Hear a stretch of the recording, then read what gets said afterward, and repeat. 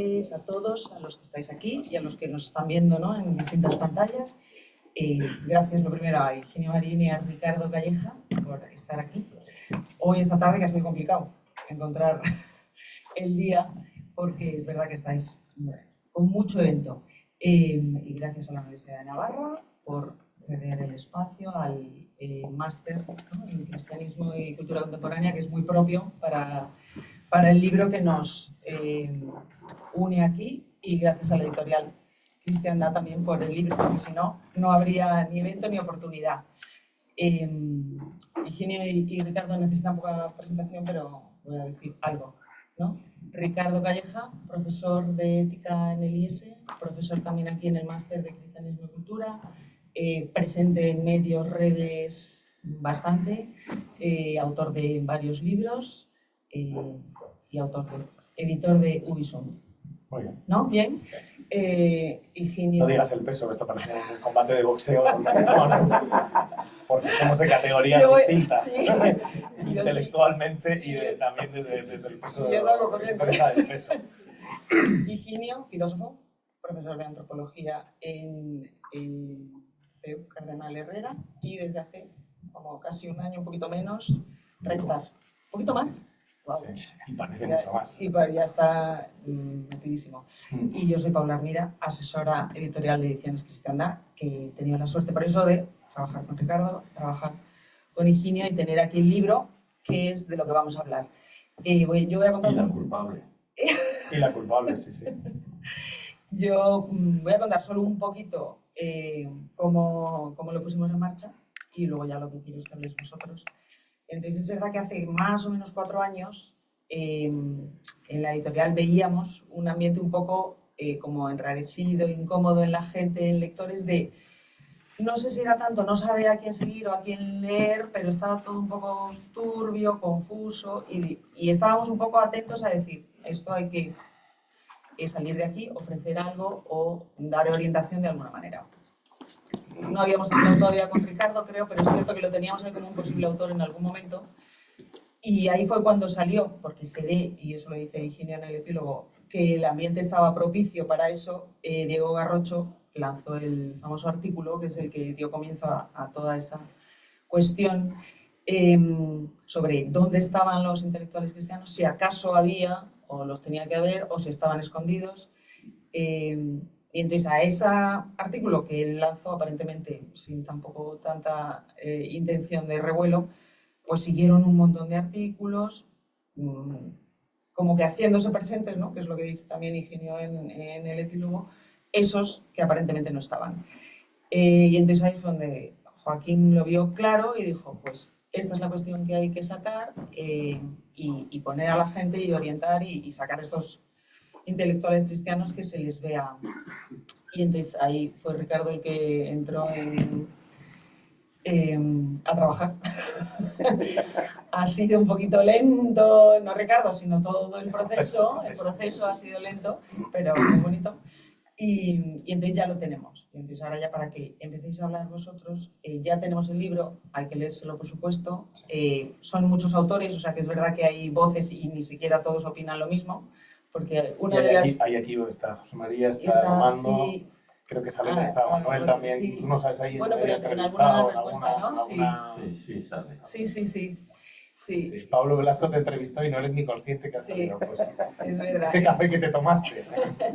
Ahí está. Sí, y de hecho incluso en algún artículo hay alguno que dice que no debería haber intelectuales cristianos, que me encanta. Sí, que no, pero no está aquí. Sí, no está Juan Arana. Entonces, ya tenemos el libro, es verdad que fuera está además a la venta. Y entonces, pregunta para... Luego ya vosotros respondéis cuando queráis. Pregunta, una para los dos y luego una para cada uno, luego ya seguimos. Ya tenemos el libro. Ricardo en algún momento del texto dice que esto podía servir de onda expansiva y que una vez leído y digerido y cada quien haga lo que buenamente pueda. Y entonces la pregunta es, si es cada quien haga buenamente pueda, ¿hay alguna propuesta que haya que poner, algunos temas de verdad que los cristianos tengan que sacar y cómo? Y Higinio decía es verdad, en el epílogo, que era muy noble el haber hecho la cuestión y el haberse presentado de alguna manera como respuesta, porque todos los que respondieron y algunos que os hemos enganchado se ofrecían como respuesta. Y la pregunta es, ¿se puede dar una respuesta en un mundo que aparentemente, y creo que no es solo aparentemente, es de pensamiento único? O sea, cabe una opinión bastante discordante que sería la cristiana. Entonces, ya os toca a vosotros. Muy bien. Pues muchas gracias, Paula, gracias Joaquín y Clara también por la edición, Higinio por haber hecho el epílogo tan generoso y por estar hoy aquí, y a todos por venir, y a los que están escuchándonos algunos desde las Américas, como dicen los de Trump, ¿no? Ya no es el Golfo de México, no es de México. Pues los que nos estáis viendo de lejos también. La pregunta, claro, el libro está estructurado en 4 partes, que son como distintas caras que surgieron a propósito de la pregunta inicial. La primera es esto, ¿dónde están? La segunda es de dónde salen o de dónde deberían salir, y si salen, de dónde deberían salir, ¿no? Una pregunta especialmente acuciante para las universidades de inspiración cristiana o católicas, etc. Pero a mí me parece que el capítulo central, al menos digamos, desde el punto de vista, no sé cómo decirlo, conceptual, es el tercero, ¿no? Que es qué aportan, ¿no? O sea, de qué es lo específico que tiene que decir, qué hace que haya cristianos intelectuales, o deba haber, o se pueda discutir la conveniencia de que los haya, como algo distinto de sencillamente cristianos que son intelectuales. Y luego hay un cuarto capítulo que es, bueno, ¿y eso cómo se hace? ¿No? Una cuestión más de estilo, es donde está en la contribución de Armando, por ejemplo. José María escribe en la segunda parte, ¿no? Hablando de las universidades. Bueno, y yo creo que escribo en la tercera y en la cuarta, pero también mi contribución principal está en la tercera. Y ahí hablo claro, hay una... Y en estos días también vuelven a surgir como objeciones a la idea de esto de intelectuales cristianos. La más evidente, que vamos a quizá hablar después, es que no hay intelectuales cristianos, ni hay intelectuales, ni se les espera, ¿no? O sea, ha desaparecido el contexto comunicativo, institucional, donde los intelectuales tienen su papel, que es una deliberación pública, abierta a razones comunes, y como eso ya ha desaparecido, estamos fragmentados, polarizados, emotivizados, etcétera, pues es que sencillamente los intelectuales que hay que son de carné y por tanto tampoco son intelectuales, ¿no?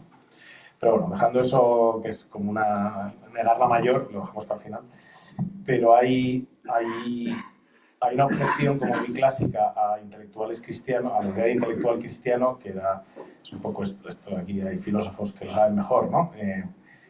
La idea de que la filosofía cristiana es una contradicción en los términos. O sea, que si eres cristiano, en el sentido de que crees en dogmas, por decirlo así, entonces ya lo que vas a hacer, no vas a pensar con las mismas reglas de juego que los demás, y seguramente cuando vayas a hablar en público tampoco, ¿no? Puede ser un intelectual cristiano peligroso que no va a respetar las reglas de juego, o puede ser sencillamente un intelectual cristiano falso o un lobo con piel de oveja, porque en realidad lo de hablar e intercambiar razones para ti es una cosa puramente instrumental. Tú lo que quieres es colocar tu rollo cristiano en el último término, ¿no? Y por lo tanto no hay una honestidad y la posibilidad de un diálogo sincero, etc. Pero bueno, asumamos que los que estamos aquí, porque hay alguien que piense eso, pero que esa objeción ya la hemos superado. Entonces, la siguiente objeción que podría tener alguien de los aquí presentes, o que pueden tener algunos pensadores o ambientes cristianos, es: no, la misma idea de intelectuales cristianos está mal y no debería existir, porque los cristianos no deberían ser intelectuales en este sentido, no deberían participar en pie de igualdad en la esfera pública y en la deliberación pública y en las instituciones, como si su mercancía fuera una cosa más, una voz más, en medio de un contexto pluralista, donde yo digo lo mío, tú di lo tuyo, tú crees en los Rastafari, yo creo en Jesucristo, Hijo de Dios, soy tan amigos y tengo lo mismo. mi estatuto, digamos, de participante en la vida pública es igual que el tuyo, ¿no?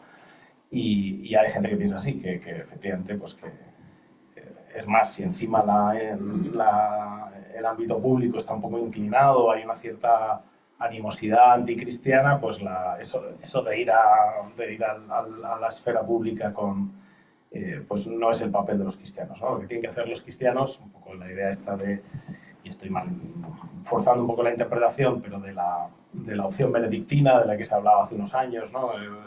A partir del libro de Rod Dreher.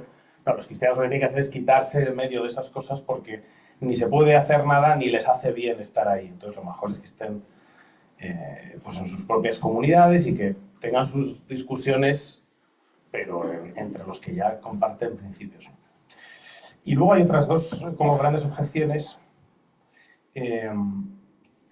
Una es la que podríamos llamar la de la mentalidad laical, y uso la expresión aposta porque es del fundador de la universidad, y la otra es la de un cierto liberalismo político, ¿no? Entonces empiezo por la segunda.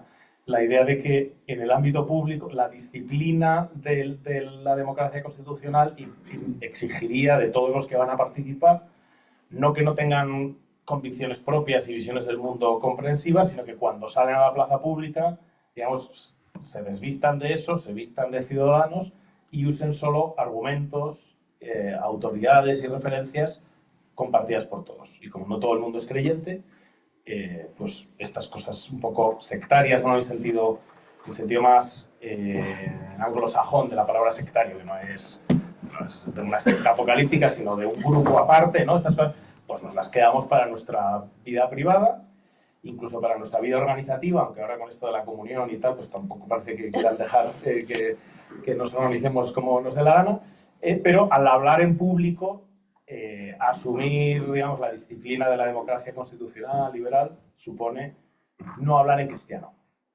y recurrir a otras formulaciones de nuestras verdades, de nuestras convicciones, que puedan ser asumidas por todos.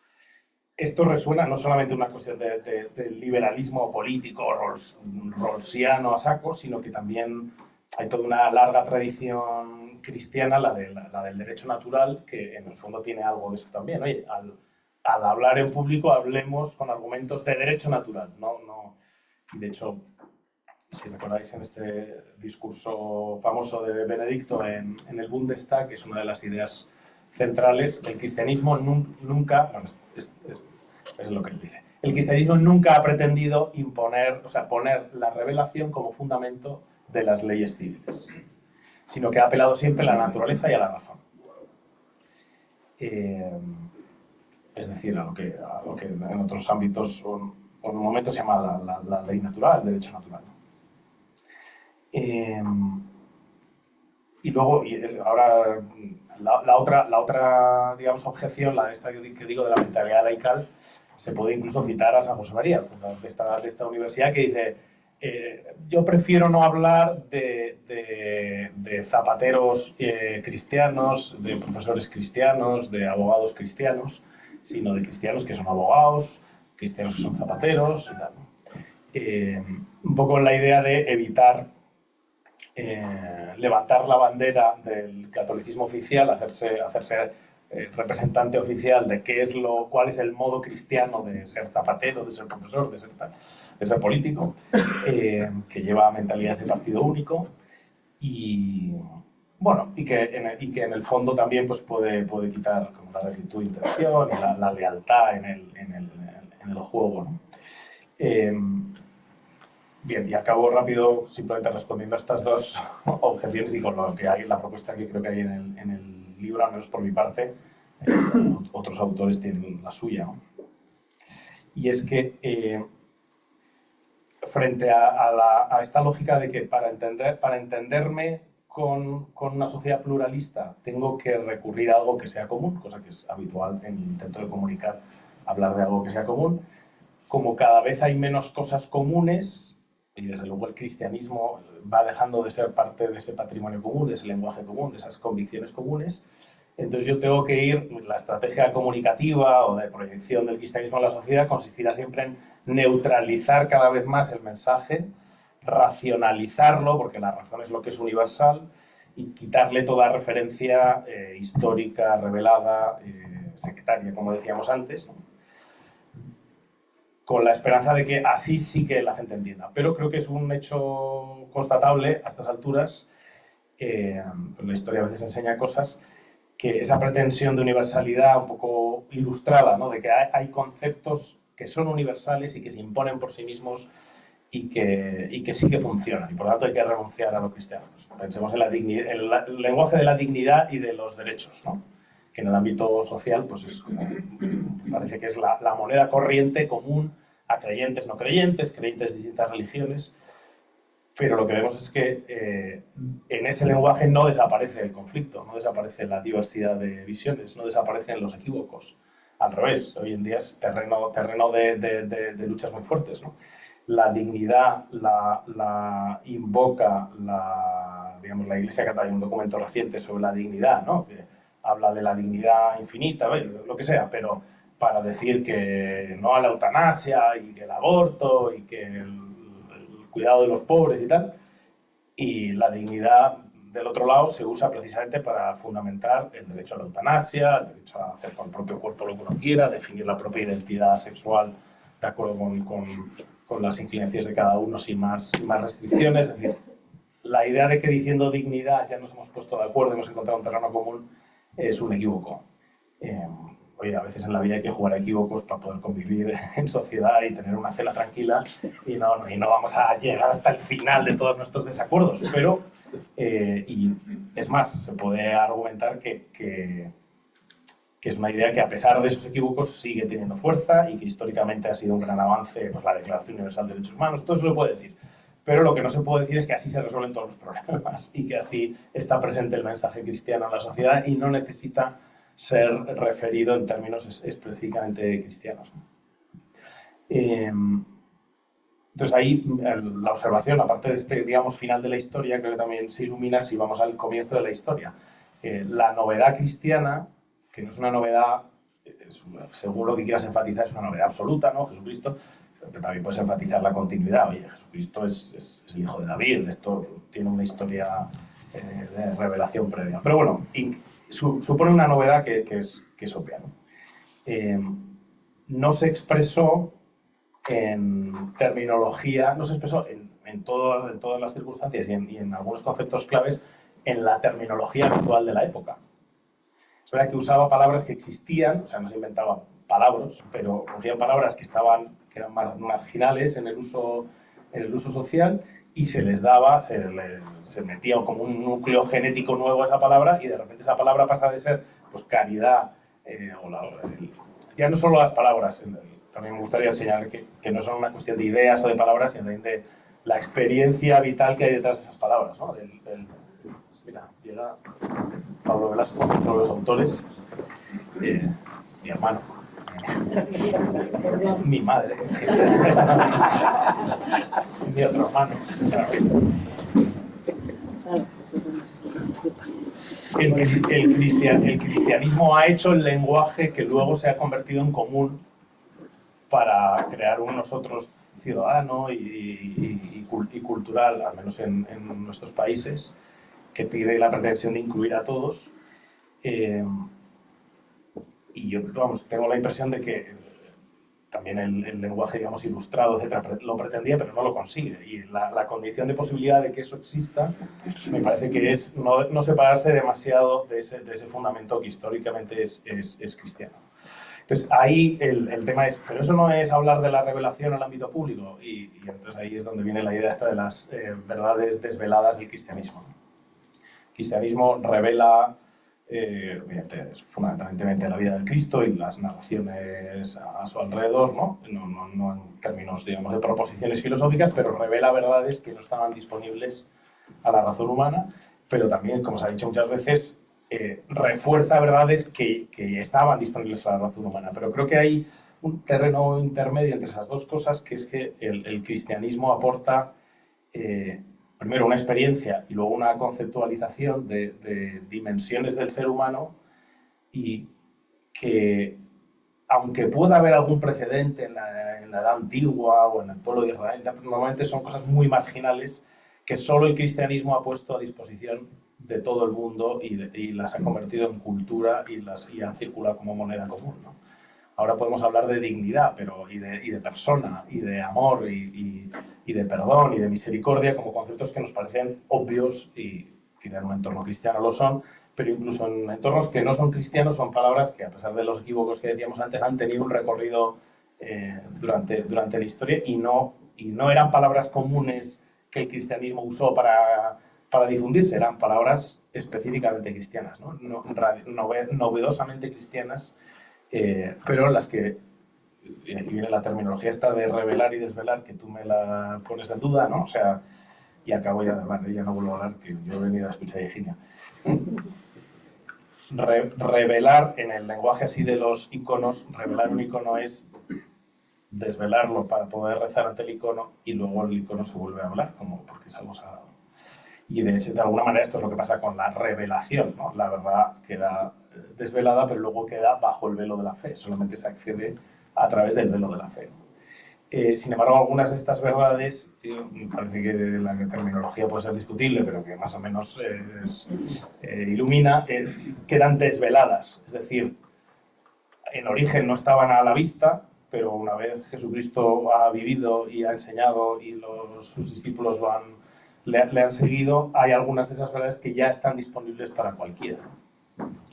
Pero mi convicción es que si no se recuerdan esas verdades, y no solamente en términos racionalizados y neutralizados como esto de los derechos y la dignidad, etcétera, sino en términos específicamente cristianos, esas verdades se olvidan, ¿no? Porque están bajo la presión de muchos intereses, de muchos poderes, de muchas desviaciones, y en ese sentido sigue siendo necesario que haya intelectuales cristianos, es decir, personas que compartan razones en el ámbito público, pero con razones y argumentos y historias y conceptos y experiencias que son específicamente cristianos, pero que en sí mismas no necesitan la fe sobrenatural para ser aceptadas, ¿no? Pues el perdón, ¿no? O la misericordia, o el amor, o el cuidado de los pobres, bueno, pues todo eso no es tan universal como pensamos, pero tampoco es exclusivo de los que tienen fe. Y pienso que se entienden, se viven, se comparten mejor si, al menos de vez en cuando, porque esto luego está la parte estratégica de esto y hay muchos modos de hacer las cosas, ¿no? Pero al menos de vez en cuando, al menos como una opción entre otras, se debe considerar la de que se sigan repitiendo en términos específicamente cristianos. Y por eso me parece que, a pesar de las críticas, que tienen todo su valor, es bueno que haya intelectuales cristianos y es bueno que las instituciones educativas, como la que, como se dice, preside, dirige, gobierna, pastorea Higinio, pues además de otras cosas que hay que hacer, pues entre otras también se susciten vocaciones de intelectuales cristianos. Muy bien, pues primero muchas gracias a Ricardo, a Paula y a Ediciones Cristiandad porque son los responsables, con culpabilidades yo creo que personificadas en estos dos señores, pero son los responsables de que esté el libro, de que la polémica haya quedado recogida, de que con motivo de la polémica muchos otros hayan podido opinar. Yo creo que el libro merece la pena leerse, sobre todo si uno tiene inquietud en estos temas. Merece la pena leerse porque es muy polifónico, porque hay mucha gente que dice muchas cosas muy distintas, porque hay cuestiones relativamente inesperadas en un libro así, como la mujer, cosas de estas cosas, o de estas entrevistas en las que los entrevistados no sabían que iban a salir en el libro y que representan espiritualidades laicales, modernas, en fin, es un libro muy variado, muy polifónico y, sin embargo, habría sido, desde el punto de vista editorial, habría sido un compendio problemático si no se hubiera hecho una labor con mucho tesón y mucha capacidad analítica, que es la que hace Ricardo, que realmente cuando uno lee el libro, nadie responde en orden de batalla al conjunto de las cuestiones que plantea el asunto, sino que cada uno hace su escaramuza a su asunto y luego Ricardo pone orden de batalla, alinea las ideas, pone a los enemigos y entonces el libro consigue tener un cierto concierto al respecto del tema, y uno puede acabar leyendo la lectura del texto con la tranquilidad de que tiene materiales suficientes para formarse una opinión. Yo creo que eso es mérito de Ricardo, exclusivo, y que el resto de autores ven muy enmarcados su resultado. Un servidor no estaba en el índice inicial y con toda justicia, porque yo no participé de la polémica. Tengo que decir que al principio ni siquiera me enteré. Luego vi que pasaban cosas, que había gente que respondía a otros. Bueno, pero la verdad es que no. Yo donde leí los textos, pues el 80% de los textos los leí en el libro, en el borrador de Ricardo, cuando Ricardo un día tomando un café, y me imagino que porque se le pasó por la cabeza, me dijo, ¿quieres hacer el epílogo? No me acuerdo cómo fue, pero me acuerdo que ninguno de los dos lo teníamos claro, pero al final me animé. Lo digo porque es verdad que ahí digo que me parece un movimiento noble. Mi epílogo es un poco, como diríamos, en Murcia dirían resabiado, ¿no? Porque lo que propone es que la respuesta a la pregunta Ubisun, o sea, ¿dónde están los intelectuales?, contiene la respuesta. O sea, los que hacen la pregunta se ofrecen inconfesamente como respuesta a la pregunta, porque si no, no la harían. Sería, y que la propia pregunta es... Pero que eso es un asunto muy noble y yo decía también que es muy laical, y creo que merece la pena que explique al menos lo de noble. Al hilo al final del epílogo yo menciono un pasaje de la Odisea, que si no me equivoco está en el canto 1, que es cuando Telémaco empieza a estar enfadado porque le están esquilmando la casa y sojuzgando a todo el mundo y asediando a su madre, convoca reunión pública en la plaza de Ítaca. Y entonces se congregan los vecinos con ciudadanos, y uno de ellos, Egipto, que es un anciano, si no recuerdo mal, alguno de cuyos hijos se ha ido con Ulises a Troya y no va a volver. Entonces pregunta, ¿quién nos ha llamado? ¿Y para qué? ¿Es un asunto común e importante? Y dice, ¿es de mayores o de jóvenes? Dice, bueno, en cualquier caso, y antes de esperar que nadie le respondiera, me parece bien noble que alguien plantee que hay algún tema en común que hablar cuando hace tantísimo tiempo que cada uno miramos solo por lo propio, ¿no? Pero este señor es un anciano, no forma parte del núcleo del asunto. Yo me reconocí con Egipto cuando estaba leyendo y haciendo el epígrafe, dije, pues, y a mí me parece que esto es un poco noble. Y luego ya no llevé el paralelismo más allá, porque ya saben ustedes que el papel, como la radio, no es fácil sintonizar la ironía.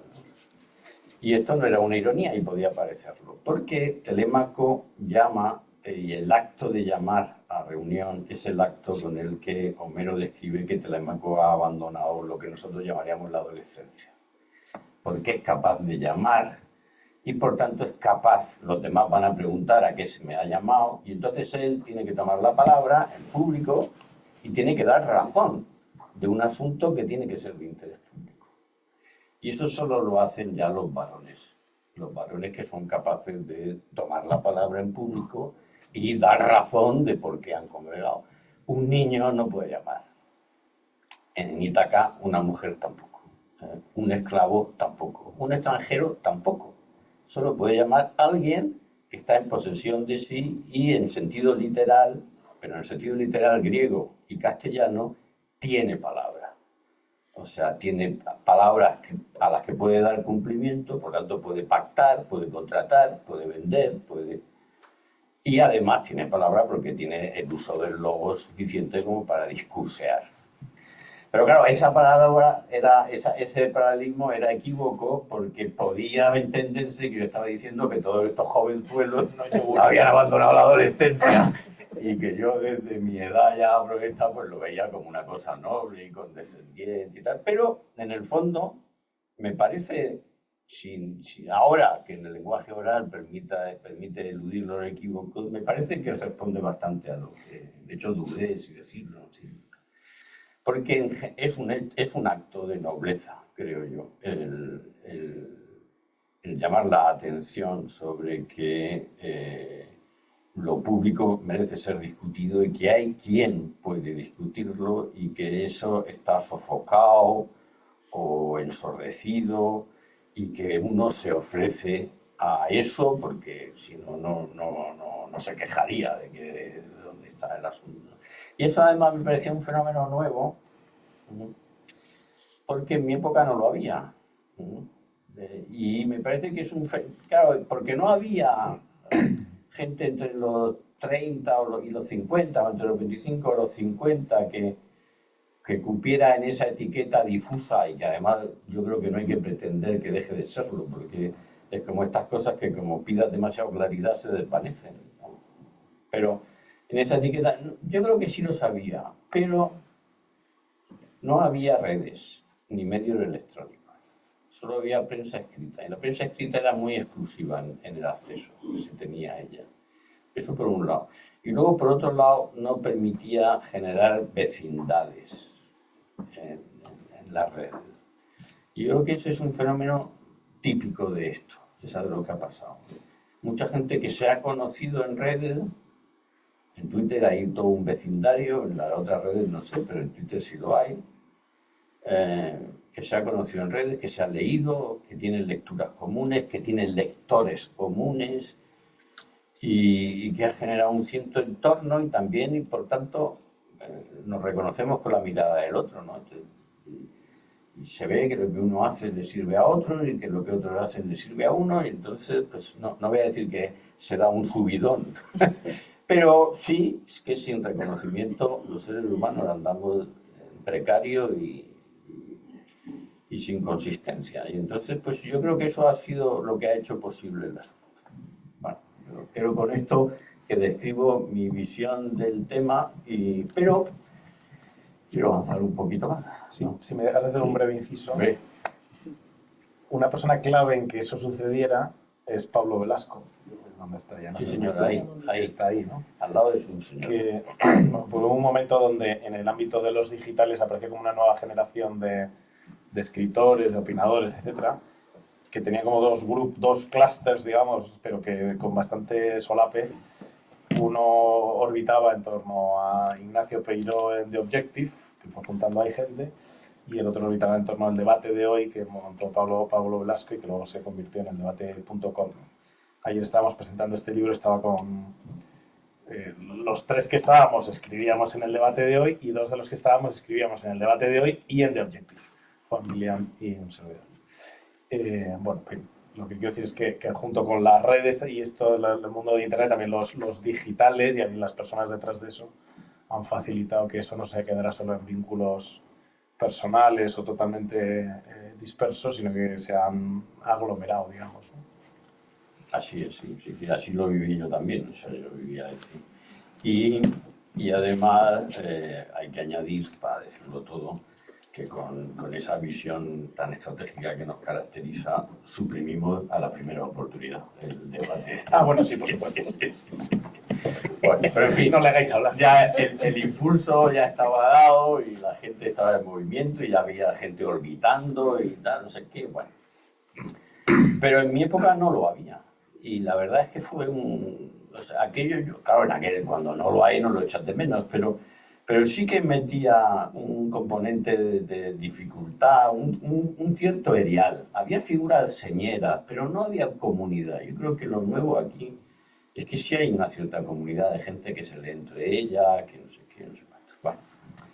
Ya otra cuestión es el tema de qué es un intelectual, que si uno se reconoce como intelectual o no, que a mí me parece que es un tema, como digo, al que no hay que pedirle más precisión.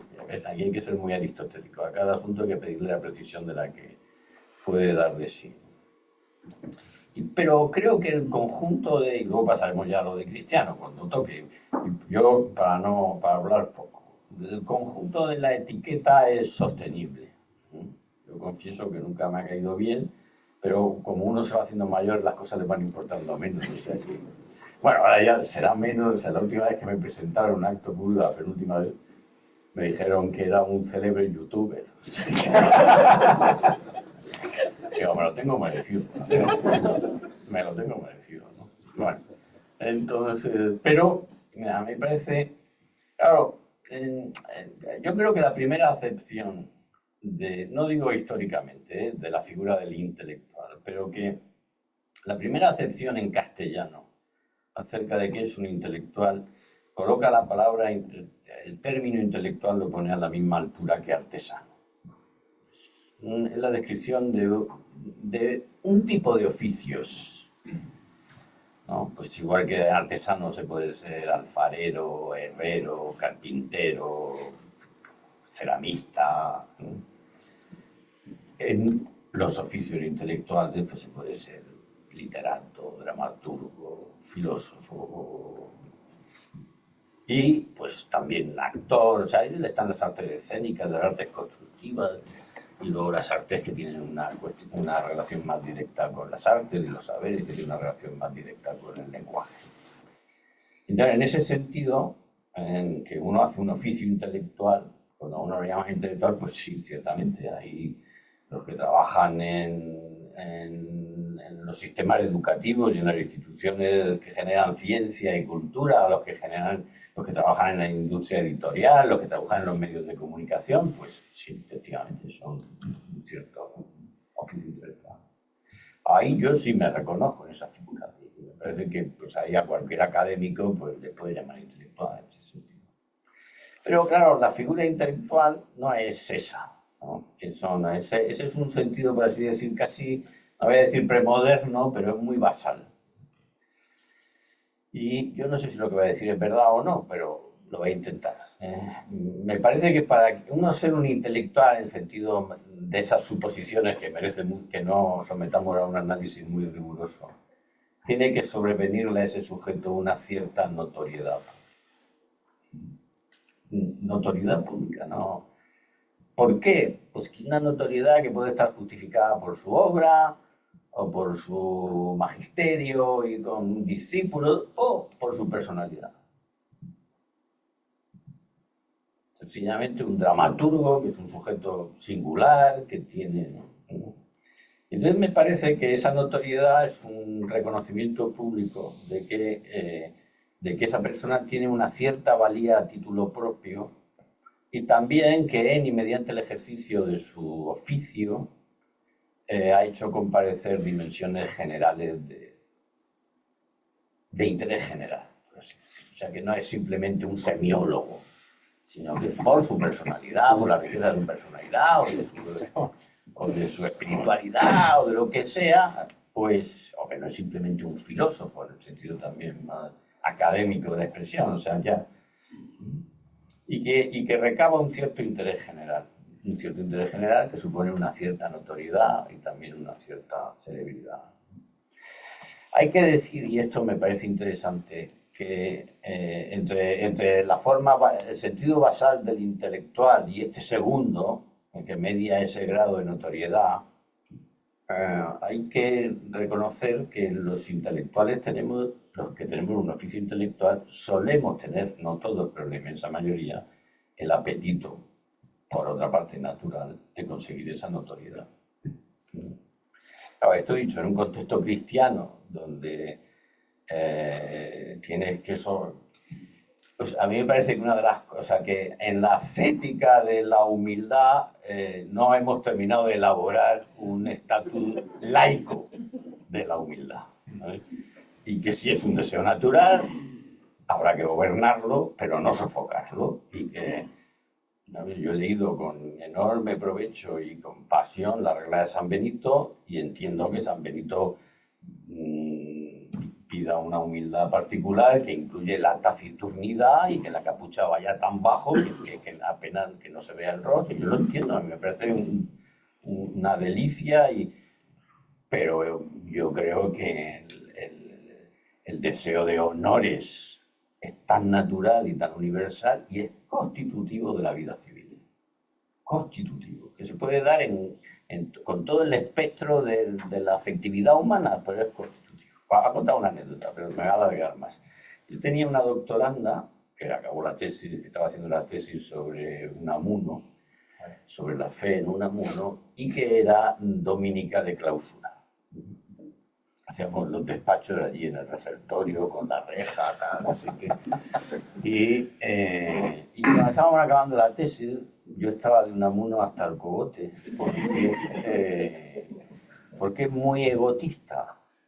Es un sujeto... Ahora la gente joven diría, no digo egoísta, digo egotista. O sea, la gente joven diría que tiene un ego muy intenso, ¿no? Entonces es un autor que es una delicia leer y muy interesante, pero cuando tienes que enfrentar el corpus y además con cierto tal, pues...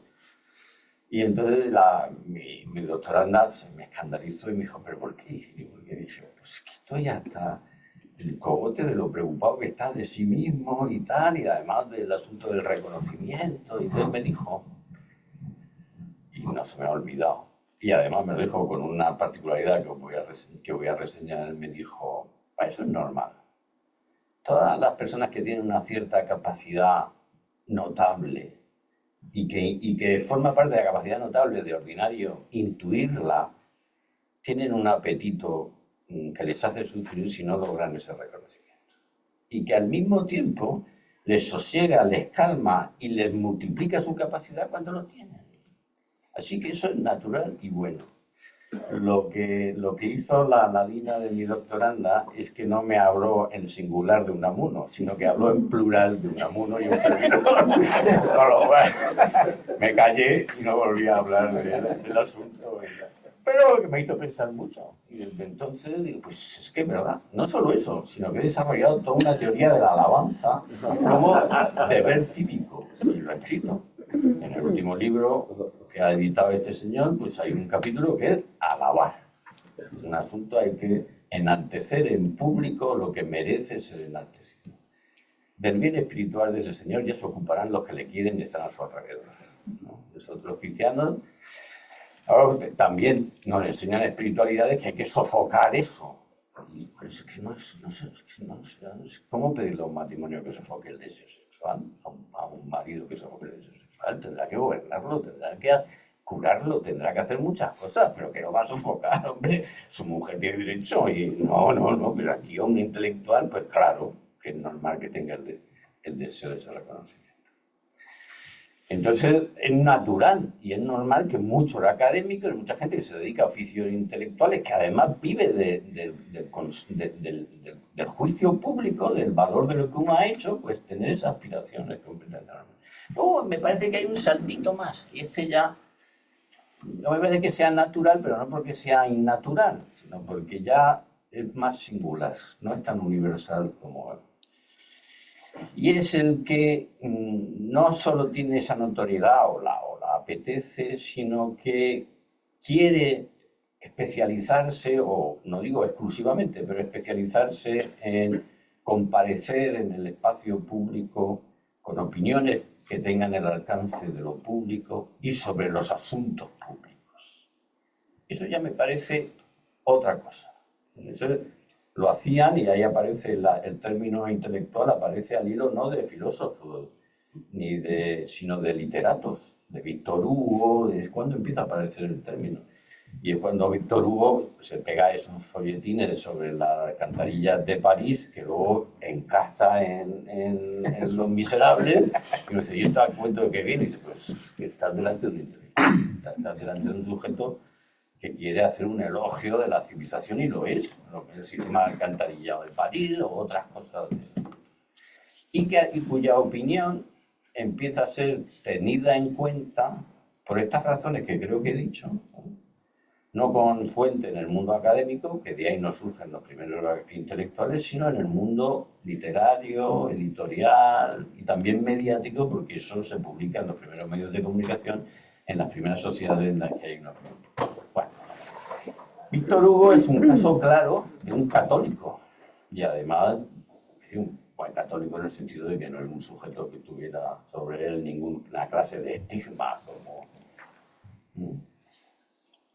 pero comparece como un intelectual de otra manera. O sea, en Los Miserables pues hay una crítica furibunda al deterioro humano de la vida de los conventos de clausura femenina en París, por ejemplo, junto con...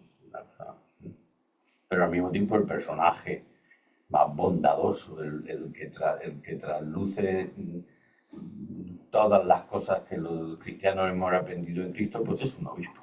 Un obispo que es como todo el mundo se afirma a esta cosa. O sea, su mirada es cristiana y no aparece como un confeso ni como nada de eso. Entonces a mí me parece que no sé si es posible que haya no intelectuales. Yo creo que en este sentido difuso sí es posible. Que todavía no es inviable. Tampoco sé si la inviabilidad nos acecha. Creo que hay. Pero sí sé que España en particular necesita una dieta intensa. Primero porque pertenecemos al orbe católico. Y en el orbe católico seguramente la contrarreforma liquidó muchas vocaciones lectoras de fieles laicos. En España, seguro, seguro. En otros sitios no estoy tan seguro, pero en España, seguro. O sea, en el celo, por otra parte, bien intencionado, de mantener al pueblo fiel dentro del sentido común, de la tradición y de la Iglesia, con cierta sorpresa. Hay que tener en cuenta que el 16, yo no soy un experto, pero el 16 es el año de oro de Salamanca. Es posible que en el 16 en Salamanca se construyan más edificios y más memorables que los que se construyen en Oxford. Son una cosa así. Debe ser el 17, el 18, el 19 el que hace perder pie, pero bueno. O sea, que España no es que no fuera una potencia cultural, lo era en la magnitud en lo que eran entonces las potencias culturales, de un nivel de analfabetismo altísimo. Pero es verdad que ahí empieza a aparecer el lector en Europa, el lector privado. Y la lectura en privado es un asunto que en las sociedades católicas plantea problemas, ¿no? Porque la sola fide, porque la libre interpretación. De hecho, lo más sorprendente es lo poco que los católicos españoles han leído el Evangelio. Sorprendente. Yo no me di cuenta hasta que conocí a unos protestantes, a los que les importaba el protestantismo como 10 veces menos que a mí mi catolicismo, pero conocían la Biblia, conocían muchísimo mejor que yo. ¿Por qué? Pues porque el magisterio prefería la lectura dominical del Evangelio pastoreada por la autoridad que la interpretaba y en su justo orden. Y eso en una sociedad, además, que era enormemente analfabeta, pues era una necesidad, no es que fuera, pero además era un recurso. Pero yo creo que en esto podré opinar y tener opiniones distintas, que el catolicismo español ha sido particularmente poco iletrado. Y que eso es también una explicación de por qué el intelectual no ha podido surgir, porque no había quién, ni dónde, ni foro, o sea, no. Y que en eso las redes y también el tejido institucional de universidades y de medios en los que se podía sobrevivir, que no eran los tradicionales, que en los medios tradicionales era muy difícil con un perfil determinado salir, con contadísimas excepciones. Pues ha hecho posible esto, ha hecho posible la pregunta que ha surgido, ha hecho posible la respuesta, que son los que hacen la pregunta y la discuten, y ha hecho posible que los que no estábamos ahí lo veamos y podamos decir, pues es noble que nos hayan reunido, ya sea para un asunto público, de jóvenes o de mayores, ¿no? Entonces, pues muchos de los que estamos aquí podamos hacer de egipcio. Si puedo hacer otro inciso. No, hay un libro que salió mientras estaba en ese proceso largo, este otro, que se titula precisamente La palabra ambigua, que es como que es una cita de Ortega y Gasset, que en la línea de lo que tú has dicho. Al hablar de los intelectuales se dice la palabra ambigua, porque no sabe muy bien de lo que estamos hablando. Y el libro estudia, David Jiménez Torres, el uso de la palabra intelectual en la España del siglo XX. Y una de las cosas interesantes del libro, en conexión con este, es que desde el ámbito cristiano, católico, en España, la palabra intelectual casi siempre ha tenido una connotación negativa.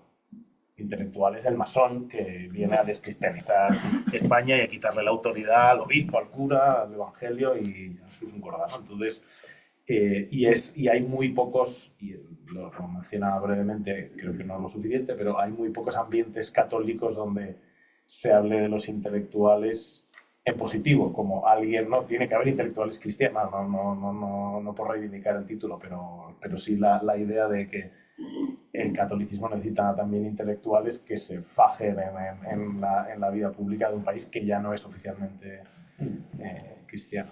Digamos que la Iglesia ahí ha tenido una, ¿cómo decir? ¿Qué digo yo? Digo la Iglesia, que me parece muy grandilocuente. Digamos que en torno eclesiásticos, Sí. quizás, ha tenido una duda y un dilema en el que se encuentran casi la mayor parte de las instituciones de vida espiritual, que es cuánto estás dispuesto a arriesgar para dejar en manos de la libertad de los demás, ¿no?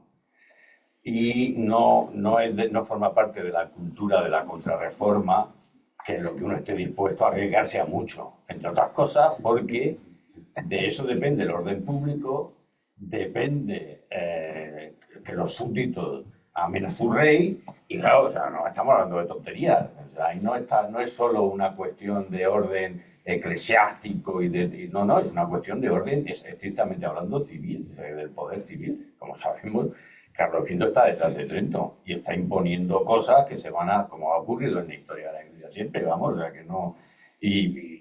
o sea, claro, cuando, esto lo dice Martin Ronheimer, y lo dice con una sencillez que a mí me seduce. Dice, yo no sé ustedes, yo he leído poco la historia de la Iglesia, pero me cuesta muchísimo reconocerme en el magisterio ordinario de la Iglesia del siglo XIX. Está condenado el sufragio universal, está condenado el nacionalismo, está condenado el democratismo, está condenado el no sé qué. Pero me parece que eso es el momento en el que Martin Ronheimer dice, claro, obviamente el siglo XIX desde otros puntos de vista es un siglo prolífico de santidad, de fundaciones, o sea que en esta vida nunca las cosas... Pero me parece que hay que entendernos que se está produciendo el giro, el bote, por el que la Iglesia pasa de vivir según el paradigma de la verdad, y la verdad es lo que no se puede ceder, en lo que no se puede conceder, lo que hay que demostrar, lo que en una recta razón rectamente ordenada va a aceptar y reconocer, y por tanto quien no lo reconoce pues es reo de mala voluntad o de mala disposición, y que está pasando de ese paradigma, tardíamente hay que decir, como rebufo de cambios sociales, está pasando de ese paradigma al paradigma de la libertad, donde la libertad toma un estatuto que es propositivo, invitacional, que tiene que desarrollar las artes civiles, y entonces la retórica se convierte en algo tan importante como la lógica o como la... Y entonces cabe la posibilidad del intelectual, porque para el intelectual el ejercicio del raciocinio es también retórico, no es meramente... Se puede decir que la mala fama de esa dimensión en buena parte de la tradición de la cristiandad europea es deudora de la mala fama que le ponen Aristóteles y Sócrates y Platón a la retórica, que es una mala fama también bastante injusta. Porque como hemos aprendido después, la retórica es una dimensión insolayable del argumento. Y tú todo lo que puedes hacer es refugiarte en una retórica de la no retórica, ¿vale? Como hacía un profesor mío, no voy a decir su nombre porque no, pero que le gustaba hablar mal, porque de esa manera quería hacer manifiesto y escribir mal. Quería hacer manifiesto que era la verdad que en él se hacía valer por sí misma, sin que uno dice, hombre, joder, la verdad te necesita. No sé, pero aquello tenía su encanto, su seducción. O sea que no. ¿Por qué? Porque era una buena retórica. Una buena retórica del despojamiento de la retórica, pero lo era. Este asunto a mí me parece muy interesante. Y me parece que hoy, en esto ha sido todo, o sea, el matrimonio, los varones durante mucho tiempo no han estado dispuestos a ceder en la seguridad de que sus hijos eran sus hijos sin menoscabar la libertad de las señoras. Y ahí está todavía el Islam. Y si no las dejan comparecer en el ámbito público, mi madre no podía en los años 80 viajar con una persona que no fuera de su familia más inmediata a un viaje de más de media hora. O sea, eso era una cosa indecorosa. O sea, que de eso a que sencillamente los varones no tengan ninguna otra garantía de que sus hijos son sus hijos, que el afecto confeso y libre de sus señoras, pues ahí hay un aprendizaje y una humanización muy grande. Y las instituciones de vida espiritual también. A ver, voy a decirlo con el énfasis que quiero. Todas, todas, sin excepción, tienen que aprender eso. Y a algunas les cuesta más que a otras, porque eso pasa a las personas, a las instituciones y a las comunidades. Entonces, y me parece que forma parte de ese asumir el riesgo el que haya como decir, una polifonía muy densa y muy rica de personas que aspiran a tener una inteligencia de la fe, pues como la que suscitaron los padres de la Iglesia, como los que suscitaron los autores que conocemos a lo largo de la historia de la Iglesia y que en nuestro caso pues ha estado. Lo último que digo, no sé si es en España inteligible, porque lo leí cuando era muy joven, pero recuerdo, yo creo que es ahí, porque ahí Julián María dice que al catolicismo español le ha faltado una ilustración. O sea, que el catolicismo español no hizo la ilustración, porque era la potencia europea de la contrarreforma. Era muy difícil hacer eso. Y que se podía haber hecho tardíamente. Yo creo que él lo pone como parte de su autoconciencia como intelectual, por así decirlo. Y ese proceso no está acabado, ni cumplido, ni, en mi opinión, ni consumado. O sea, no hay un tejido de personas dedicadas a las artes escénicas, a las narrativas, a las constructivas, a las filosóficas, con la suficiente densidad como para componer miradas cristianas. Tampoco tienen que ser confesas y declaradas, sino miradas cristianas. Perdón. ¿Sí? Sí, sí, bueno. Vale. Bueno, habéis dicho muchas cosas, a ver cómo recolocamos esta hora. ¿Por qué me Has dicho muchas cosas. Déjalo fluir. Cosas tuyas. No, pero de lo último, esto que decías, que además también lo dices en el epílogo, la mayoría y todo el movimiento de intelectuales es, y lo dices tú, eminentemente laical. Y no solo porque me parece que salvo dos que escriben, todos son laicos, sino porque se preocupan de lo perdurable, mundano. Y esto, a veces dices, y si son cristianos, están pensando en el otro mundo. Eso es. Y luego también porque a veces se nos dice, oye, eres cristiano, pero eso, como decía antes Ricardo, para tu casa. Entonces, ¿porque tienes que opinar aquí o no tienes nada que decir? Eso por un lado. Y luego, porque también Ricardo decía, vale, pues entonces hay que opinar, hay que creatividad, hay que dar ideas, hay que...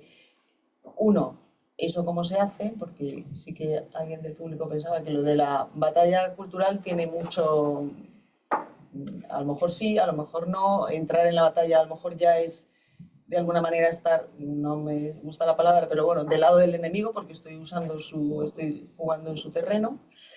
Y entonces, ¿cómo? ¿No? Batalla sí, batalla no, nos atrincheramos o qué hay que hacer. Un comentario y Sí, muy bien. Es laical, por eso que has dicho, gozosamente laical, porque se dedica de lo fugaz y a lo fugaz, y además incluso a lo particular. A mí me parece, es una idea mía, ¿sabes? Pero me parece que el orden de la solidaridad y de la compasión tiene una jerarquía laica. Es decir, que si uno se hace misionero, pues es normal que los tíos de Costa de Marfil estén ahí, y es necesario, porque la compasión es universal. Pero si uno es padre de familia, pues el pobre del que se va a ocupar es del de la esquina. O sea, y en ese orden, pues también se va a preocupar de los problemas culturales de los de la esquina y de los presupuestos de los de la esquina. Y otra cosa es que eso esté abierto a todos y entonces entramos en una cuestión que es la hospitalidad, que es una antigua tradición humana y que además tiene que ver con esto, pero claro, si eres, no sé, si eres laical y estás preocupado por que hay que estar preocupado, no sé, por las muertes por parto en el centro de África, pero no estás preocupado por el sistema sanitario de tus vecinos y de tus hijas y de tu... Pues oye, es un poco extraño. Bueno, eso, pero me parece que lo que lo define como laical es la estructura del ofrecimiento. O sea, los fontaneros, que son laicos, que se sepa, se anuncian y forma parte de su servicio el anunciarse. Y cuando yo busco un fontanero, le agradezco mucho que haya puesto un anuncio. Porque si me tengo que dedicar a buscar un fontanero sin saber dónde hay fontaneros, porque los muy bellacos no se anuncian, porque quieren vivir la humildad, pues digo, pues ¿sabes qué te digo? Que me la estás poniendo complicada. No, es exactamente esto. Eso significa profesio en latín. Declaración pública. ¿Qué significa? Poner un cartel encima de tu puerta que pone fontanero. Entonces, pero, y es verdad que con eso das lugar a unos sobreentendidos de los que te haces responsable. Por ejemplo, saber arreglar la gotera. Si pones fontanero y no, pues esa profesión es una falsedad. Entonces, ¿qué hacen los intelectuales en este libro? Anunciarse. Y ahí no hay una falta de humildad, hay el ejercicio laical de ofrecerse a tus conciudadanos para que sepan dónde estás, pues si te necesitan. Porque además tú necesitas que te necesiten porque tienes que vivir y además tienes ideas que contar y crees que son buenas y cosas que has entendido y entonces eso también forma parte del fenómeno del que el libro recoge, ¿no? Es un montón de gente joven, de 25, 50, que preguntan dónde están, o mejor, ¿por qué nadie hace nada para que se nos vea? Porque la queja de Quintana, con toda la razón del mundo, o sea, Miguel Ángel tiene un estilo que es punzante y provocativo, pero no da puntada sin hilo. O sea, lo de los medios públicos confesionales, lo de... que sí, uno puede estar más de acuerdo en una cosa en la otra, pero que lo que dice es, o sea, es sangrante la programación de las televisiones públicas confesionales en España, pero es completamente sangrante, o sea, es la manifestación de que han hecho un estudio de mercado en el que se han encontrado católicos que no leen, que les importa un bledo la música clásica, que no ven una obra de teatro ni que los mataran, que si le ponen un debate de intelectuales, pues pierden la fe. Y... Ponen westerns. Sí. Eso es interesante. Bueno, eso tiene su aquel, ¿eh? Eso me gusta mucho. Porque la es lo ética, que veía mi abuelo también. la ética es un asunto interesante. Sí, por eso estoy. Perdón, me quería ser más breve. No, yo no quiero alargarme mucho porque además en esto, por ejemplo, podríamos pasar aquí sobre de la batalla cultural a Armando que hace el capítulo. Me ha dicho antes que él no quería hablar. ¿No quieres hablar? Pero claro que sí, ¿ves? Como responde a lo que decía, cuidado. Como responde a lo que decía Higinio. Bueno, pues gracias porque tú lo llamas notoriedad, pero yo lo llamo casito. O sea, que gracias por hacerme casito, que a los intelectuales nos gusta que nos hagan caso. Es decir, yo en la pregunta sobre la batalla cultural, en la pregunta Ubisum, o sea, ¿dónde están? Veía que había que despejar dos equívocos. Uno, cuando uno hace la pregunta ¿dónde están? Es porque a lo mejor no están. Y luego, si están como deberían estar. Entonces, ¿están? Primer equívoco, ¿están? ¿Estamos o no estamos? Entonces, ya solo aquí en el auditorio veo una universidad que es la que nos acoge, por cierto, gracias. Veo profesores de la Francisco de Vitoria, veo profesores de la San Pablo CEUS, universidades católicas, con relevancia por lo menos cuantitativa. Lo cualitativo lo despejamos después. Pero también veo dos grandes editoriales reconocidamente cristianas, por tanto también hay editoriales, pero también hay medios de comunicación católicos. Entonces, está. Entonces, la pregunta de ¿están o no están los intelectuales católicos? Están, y además hay muchos. Con lo cual, parece ser que en la pregunta también había una segunda cuestión que la has mencionado ahora, Higinio, que es que a lo mejor no estamos como deberíamos estar. Entonces, ¿quién me va a decir a mí cómo debo estar yo y cuál es la manera de estar yo en el debate público? Y en esto creo que en la pregunta también había un posible diagnóstico, depende de quién la haga, pero que en el debate público en el que entramos los relativamente jóvenes ahí como toros, era si a lo mejor el diagnóstico es que el espacio público a nivel intelectual lo ha ocupado un tipo de ideología porque nosotros hemos dejado un vacío, ¿no? Como aquel que vacía una botella y la botella se rellena, pero se rellena de aire. Entonces nosotros hemos vaciado la botella, éramos los que teníamos el contenido para el continente, que es el espacio público, el contenido, o sea, el continente, que es el espacio público, ha quedado vacío de nuestro mensaje y lo han ocupado otros. Es decir, que también quizás en la pregunta había un juicio, es estáis, pero estáis mal y por eso están los otros. O sea, 3 cuestiones.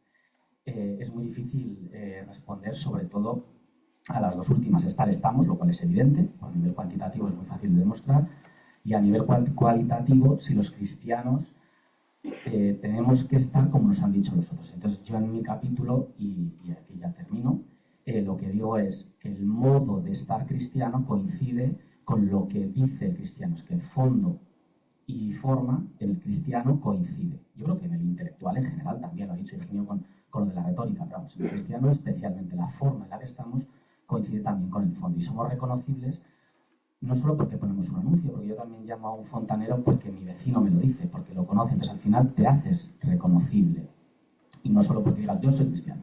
En Estados Unidos es muy típico decir psicólogo católico, católico, quizás porque allí es menos reconocible, ¿no? Bueno, eso es otro tema. Yo estoy incómodo poniéndome la etiqueta y lo confieso y acepto la crítica. A lo mejor soy benedictino y me gusta ir con la capucha. Yo creo que también hay que respetar las formas de cada uno de estar y por eso me molesta tanto que me digan cómo tengo que estar yo en el debate público. Yo estoy como me da la gana y lo considero muy cristiano eso. Y de hecho yo creo que el mejor ejemplo, la respuesta, y para no extenderme es, bueno, perdón, el peligro está en que hayamos aprendido los modos de estar en la batalla pública al estilo del marxismo cultural gramsciano, que es lo que quiero decir en latín. Yo no quiero estar como Gramsci dijo que tenían que estar los intelectuales comunistas. Yo quiero estar de otra manera y la he aprendido de otra manera, de una tradición cristiana europea distinta.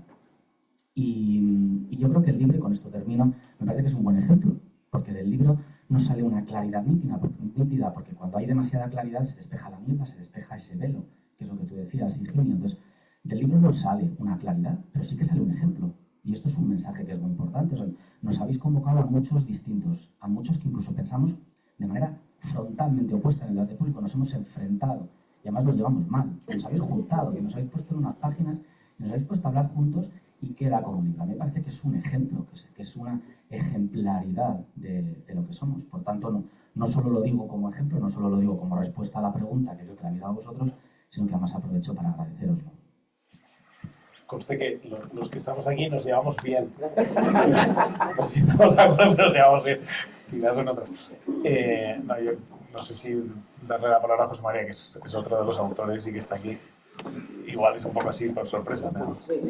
Yo, mientras piensas lo que vas a decir, apunto una cosa que efectivamente está detrás también del libro, que es la convicción de que efectivamente luego esto se puede hacer de muchas maneras, con muchos estilos, y que la pretensión de decirle al otro cómo tiene que hacer las cosas, ¿no? en algo tan contextual y tan circunstancial como la comunicación pública o la presencia, pues no tiene mucho sentido, ¿no? Es aparte de una violencia a la libertad, ¿no? También desde el punto de vista estratégico me parece una cortea de miras, ¿no? O sea, parece que hay muchas estrategias, que la mayoría son compatibles entre sí. Si no son compatibles en uno mismo es porque a veces exigen una coherencia y uno no puede tener perfiles muy distintos, pero uno podría cambiar y nadie le podría acusar de él es un incoherente, no, hoy pienso así, mañana pienso así y no está. Y no solamente son compatibles, sino que son complementarias. O sea que está muy bien que haya uno haciendo una cosa porque eso le permite al otro hacer la otra cosa, ¿no? Y como ya estás tú haciendo eso, a mí déjame hacer lo mío, que es lo que me sale natural, lo que se me da mejor o lo que tengo en una posición que circunstancialmente me lo permite, ¿no? Y pues nada, el libro efectivamente es una invitación también en ese sentido al pluralismo de modos de hacer, ¿no? Ya con este tiempo que le hemos dejado a José María para que piense. Muy bien. Es más peligroso que darle el micrófono a un profesor, sí. Pero voy a intentar ser muy breve. Pero sí, es al hilo de lo que decía Higinio de la contrarreforma y el cristianismo en España, ¿no? Las propiedades históricas. y la otra al hilo de la laicidad. Habéis mencionado los dos, ¿no? Ahora explico a qué me refiero. Sobre lo primero, y digamos, estando de acuerdo y abundando en esa línea, me gustaría hacer un comentario sobre la teología. O sea, la enseñanza de la teología, las facultades de teología en España, y luego la formación teológica del cristiano laico, del cristiano ordinario. Porque en lo primero, en la historia de las facultades de teología que se retiran de las universidades públicas, a diferencia de países como Alemania o sobre todo Alemania, es el ejemplo más claro, en Estados Unidos, me parece que eso tiene un efecto claro en la cultura, ¿no? Es decir, que lo teológico, la reflexión cristiana, pues se separa del resto de las ciencias, del resto de saberes, y eso tiene un efecto, ¿no? Me parece que negativo. Y hasta donde yo llego, que no lo he estudiado, digamos, con detalle, esa razón de sacar las facultades de teología de las universidades es precisamente por un afán, digamos, proteccionista, asegurar la sana doctrina y la formación de los sacerdotes en el siglo XIX. Bien, y eso me parece que es relevante. Pero quizá lo más interesante para el tema del que estamos hablando hoy es el efecto que eso tiene en los laicos o en el cristiano medio. Que es que, claro, si la teología desaparece de las universidades públicas, incluso de las privadas, eventualmente no tienen facultad de teología dentro, ¿no? Pues es difícil que haya ese diálogo de razón a un nivel que sería el deseable para generar intelectuales, de un nivel alto, ¿no? Un nivel que pueda estar en diálogo con la cultura, con el resto de formas y manifestaciones culturales. Bueno, eso me parece como un apunte más histórico, sociológico, pero que creo que es muy cierto y me parece muy lucero lo que decía Higino.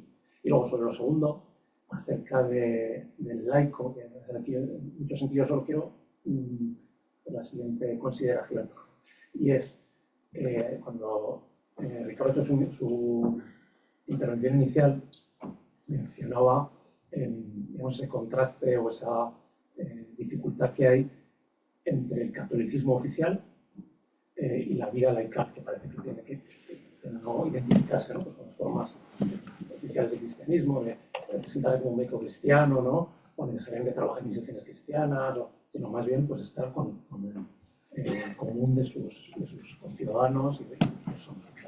Y eso me parece que tiene una razón de ser y que también en su concepto de la espiritualidad laical en el siglo XX pues responde también a una reacción de unas formas de catolicismo pues más, digamos así, oficiales. Entonces, mi comentario aquí es que, estando en España, en los años 70, incluso hasta los 80, ese choque o esa incompatibilidad entre lo oficialmente católico, sea institucional, sea el discurso, sea la autoridad eclesiástica, y la vida, digamos, del cristiano ordinario, tenía su sentido, pero que eso ha cambiado mucho, que estamos 40 años después, y que, esto es lo que me gustaría añadir, lo propio del laico cristiano es la naturalidad. Eso es lo que le caracteriza. Y en el caso de un laico que es cristiano, lo natural es que su visión cristiana, su formación cristiana, su vida cristiana, se exprese cuando corresponde. O sea, no con la bandera, no con la etiqueta. Pero lo que no sería natural, por lo tanto, propio de la vida laical, es que no apareciera esa identidad cristiana, sobre todo cuando es muy fuerte, ¿no? Porque tiene unas condiciones arraigadas, una vida cristiana muy clara. Y creo que en España en concreto, sí que se da esa especie de paradoja, ¿no? O sea, que tienes formas de vida y personas muy definidas, ¿no? Pero como de puertas adentro. Y parece que el que eso se manifieste, sea en la cultura, sea en la enseñanza, sea en la profesión, pues sería como volver a modelos, digamos, que habría que superar, ¿no? El catolicismo oficial, bueno, esto es lo que quería decir. Sí, vamos. Mientras vuelve el micrófono, lo damos a quien digáis. Yo creo que eso también está detrás de muchas de las cosas que suscitan este debate, es ese cambio precisamente, ¿no? En un mundo donde efectivamente, donde hay muchas, donde la gente va con la identidad por fuera. Es verdad que no hay por qué copiar el modo en el que la gente va con su identidad por fuera y lo convierte en arma arrojadiza o en motivo de choque, pero también yo creo que en ese contexto que es en el que estamos, el no manifestar la propia identidad, que se puede hacer de muchas maneras, pero el no manifestarla es percibido como cobardía o estrategia de ocultamiento que genera sospecha, ¿no? En algún momento, si lo eres y todo el mundo lo sabe que lo eres, en algún momento se tiene que manifestar y notar, porque pero yo creo que ahí efectivamente hay un punto de prudencia de cuándo y cómo, y foros y lenguajes y momentos, intensidades, que es donde me parece que hay un pluralismo súper gordo, también dependiendo del temperamento de uno. Hay gente más que va más al conflicto, pues le gustará más sacarlo y chocar, y otros pues quieren más llevarse bien con todo el mundo y lo sacarán solo en los momentos donde todo va a ir suave, ¿no? Pero que es lo que tampoco cabe es decir, no, lo que estaba bien en los años 50, lo que era adecuado en los años 50 para Higinio, cuando tú has dicho en mis tiempos, te referías a los años 50, ¿no? No, se digo los 50 o los 80.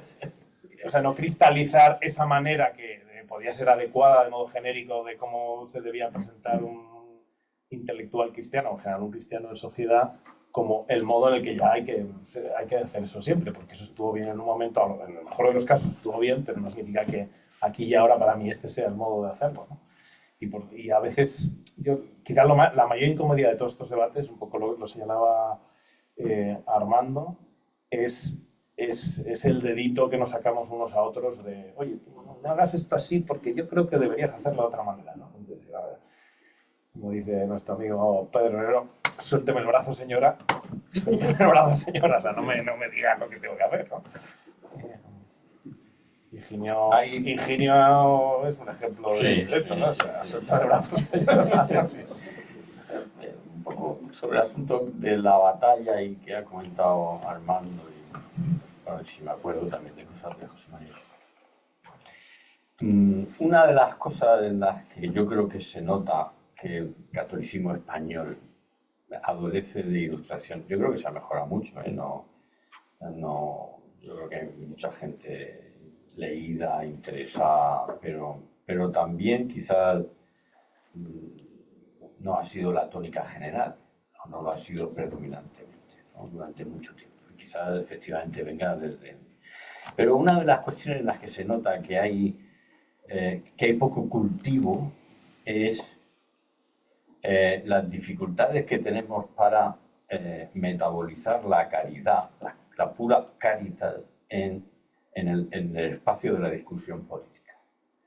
O sea, el católico más fervoroso y piadoso se siente autorizado a poner al otro de hijo de mala madre porque es lesivamente agresivo para los intereses de los colegios concertados.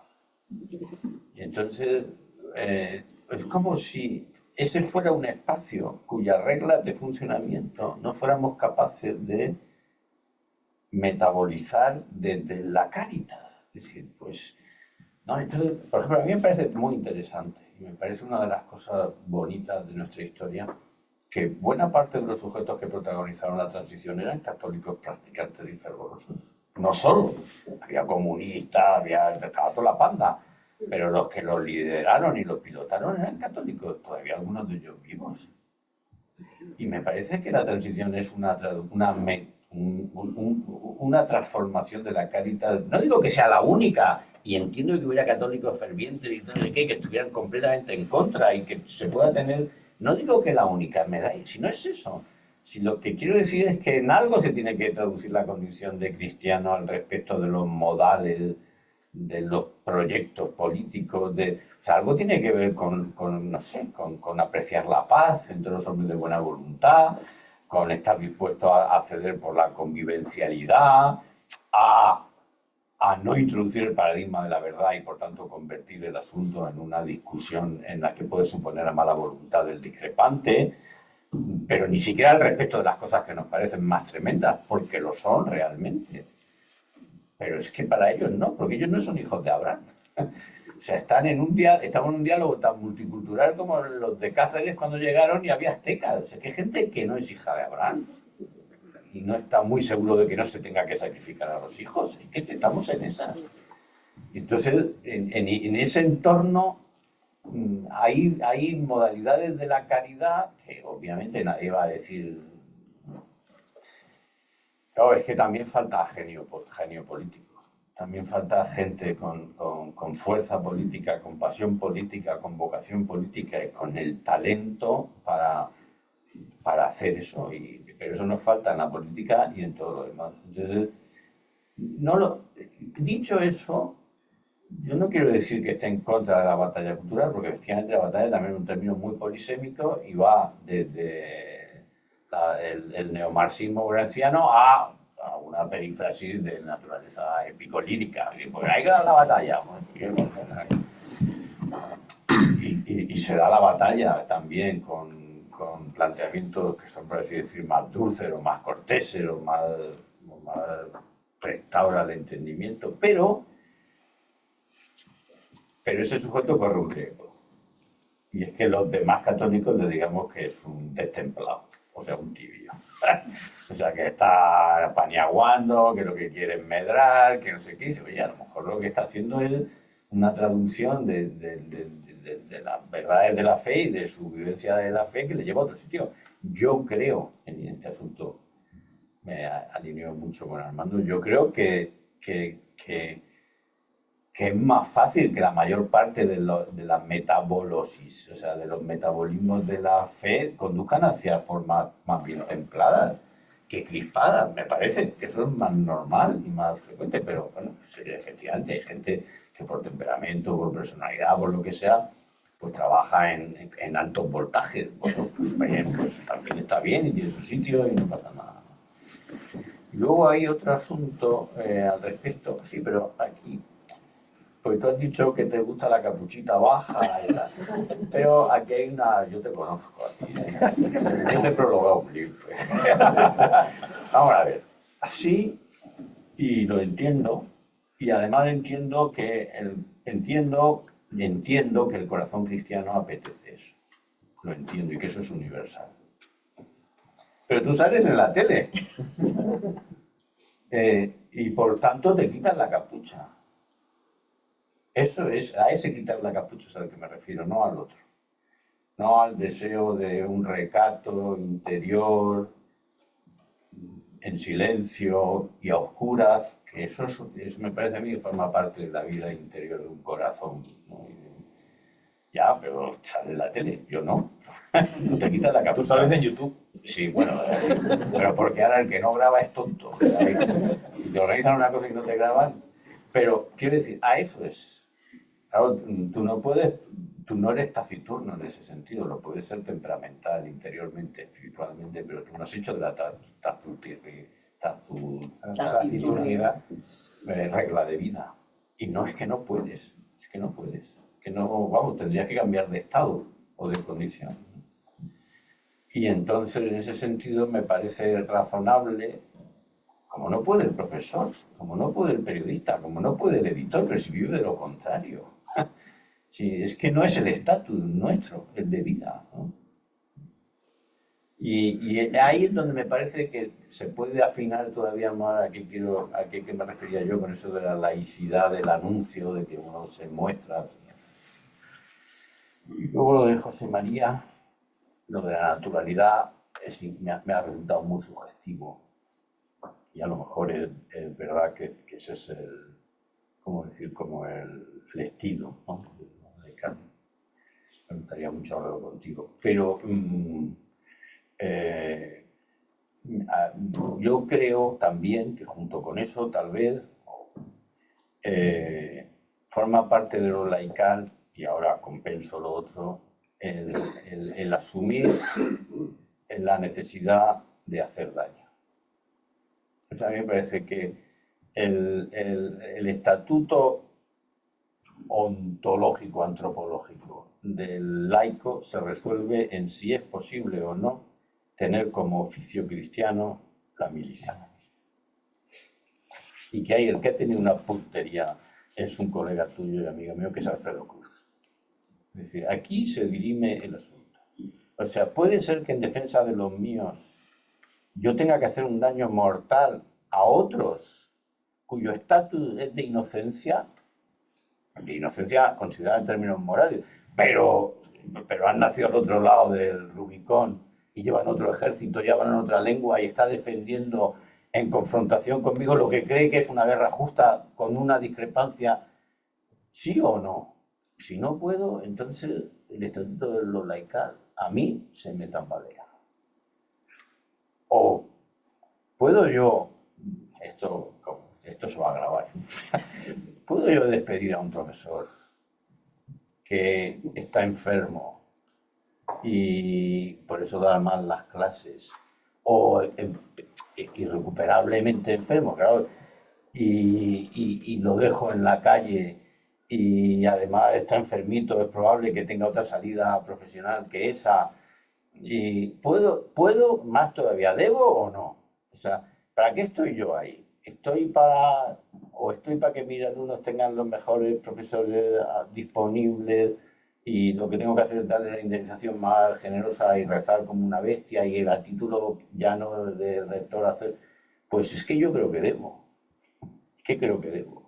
Claro, eso es hacer daño. Entonces, a mí me parece que eso, hay estatus en los que eso forma parte de la naturalidad. Hay cosas que hay que hacer, ¿no? Y hay otro estatus de la madre Teresa, bueno, la madre de la pues a lo mejor hacía daño, porque seguro que daba bofetadas si hacía falta o lo que quisiera, ¿no? Pero ahí tiene otro carácter. Aquí dice, yo te hago daño del que no me puedo hacer cargo. Te he matado. O como pasa tantas veces, dice que esto es muy de colegio mayor, esto lo voy a contar porque tiene que ver con esto. Yo tenía un amigo que estaba rondando a una chica en otro colegio mayor y entonces otro amigo mío se puso a rondarla, pero el primero era más amigo que el mío. Y el segundo, yo quería que ganara el primero. Entonces, ¿por qué? Pues porque, en mi opinión, pues porque soy laico. Y creo que en la vida hay bienes escasos al respecto de los cuales la competencia es legítima. Y eso significa un daño del tercero. Y que si quiero ser opositor al notario, pues tengo que ganarle a los demás. Y si quiero ganar un contrato, pues tengo que ganarle a los demás. Y entonces, claro, ahí no es lo mismo que la guerra. Por eso me parece que en la guerra se da una manera... Claro, también se puede traducir la naturalidad a eso, ¿no? O sea, vamos a ir a la guerra y decirle pasa tú primero, ¿no? Trata de que no van a pasar, ¿no? Bueno, era un matiz. Un colega suyo y amigo mío, uno de los mejores filósofos políticos del país, sin duda, y sin la notoriedad que merece, escribió sobre la guerra, y en particular sobre este asunto, sobre la milicia y yo creo que de trasfondo está esto que hemos sacado a la discusión. Seguimos. Es que ahora que decías eso, me he acordado de una cosa que dice Ricardo en algún momento del libro, que también hay mucho intelectual cristiano y a lo mejor cristiano sin intelectual, que donde se siente cómodo justo es en la pelea y en la guerra y en verse un poco acorralado y atacado y entonces se crece pero, y me parece que lo dices tú también, a ver qué harías si de pronto llegásemos a un momento de paz y de vivir en cristiano todos, ¿no? Entonces... Eso digo yo, sí. Sí. No me acuerdo. Sí. Sí, porque pones la gestión de los grises. Entonces dices, hay gente, y es verdad que te gusta decir, es que, ¿no? Y no sé si era también siguiendo un poco el hilo de Quintana Paz de, bueno, a lo mejor tampoco estamos tan atacados. Sencillamente nos hemos arrugado o nos hemos quedado en casa y a lo mejor sí que se podía llegar a una sociedad más cristiana y la culpa es nuestra y no de los otros. Entonces, y ahí es cuando dices, y a lo mejor es que hay gente que se le da muy bien el protestar o el reivindicar, pero si llegásemos a una situación más cómoda, no sabría qué hacer. Sí, bueno, esto es un clásico del héroe de guerra que hay que sacarlo del gobierno de la ciudad en paz cuanto antes, ¿no? Porque su tendencia es crear otra guerra, ¿no? Hay que ganar, hay que encontrar otro enemigo, ¿no? O sea, Churchill perdiendo las elecciones al final de la Segunda Guerra Mundial es una ley universal. No, a mí me gustaría, vamos, esto es por hacer polémica y no sé si es un poco tarde y la gente ya se está durmiendo, pero ¿quién ha acabado con la cultura woke? Que era ese enemigo omnipresente, que ya no era la dictadura del relativismo, sino la dictadura de una religión de sustitución que se nos ha impuesto. Bueno, todavía aquí en este país se lo quiere que está la ministra de Igualdad con el presidente de la conferencia episcopal hablando de a quién se le puede dar la comunión sacramental, que yo creo que es una maniobra de distracción como todas las que hay todas las semanas para no hablar de lo que deberíamos hablar y que por lo tanto no tiene ninguna importancia, pero en sí misma, pero me parece, vamos, significativo, ¿no? Pues ha sido Trump. ¿Y cómo ha ganado Trump? Pues entre otras cosas porque Elon Musk ha comprado Twitter. Y entonces, claro, esto es en la línea de lo que dice Higinio, ¿no? De que la condición laical, estar en el mundo, pues implica hacer daño, ¿no? Y la política y la pelea cultural, que en ese sentido siempre, aunque uno no adopte efectivamente las formas y estrategias gramscianas, no siempre está aquí la frase esta muy socorrida para este debate de Nietzsche, ¿no? Hay que, cuando combates a un monstruo has de tener cuidado de no convertirte en otro monstruo, ¿no? Pero uno dice, claro, es que a lo mejor, o uno lo piensa, nos pasa en España, ¿no? Mucho cuando en España hemos estado en la épica de la geopolítica, no se llamaba entonces así, ¿no? De dar batallas y dar guerras literalmente y defender causas, y nos hemos cansado totalmente. O sea, no queremos volver a ser protagonistas de nada que suponga hacer daño a nadie, ¿no? En Estados Unidos no se han cansado todavía y hacen daño, pero también pueden estar haciendo cosas buenas, ¿no? Y Trump dice, solo hay hombre y mujer.